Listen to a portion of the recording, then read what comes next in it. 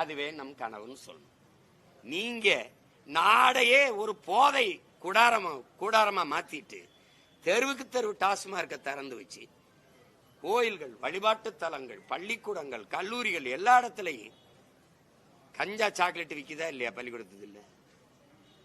அப்புறம் எல்லா இடத்துலயும் நிறைந்த போதையில் வச்சுக்கிட்டு 10 வயசு பிள்ளையை கெடுத்து விட்டான், 50 வயசு கிழவையை கெடுத்து விட்டான், இங்க கொன்னு விட்டான், இங்க குத்தி விட்டான்னா அப்புறம் நடக்காம என்ன பண்ணும்?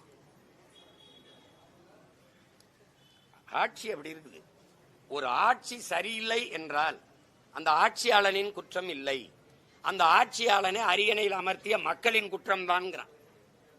இப்ப யார் குற்றவாளி? நீங்களும் நானும் தான் குற்றவாளி. நடவடிக்கை எடுக்கலையேன்னு கேட்கறீங்கல்ல, அடுத்த முறை என்ன பண்ணுவீங்க?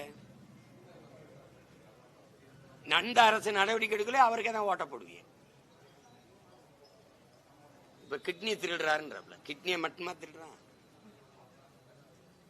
அது மட்டுமா திருடப்படுது? மனிதனின் கிட்னிக்கு இவ்வளவு பதறிய பூமி தாயின் இதய கொலை, ஈரல், சிறுநீரகத்தை அறுத்துட்டு போறான். அதை என்ன பண்றது?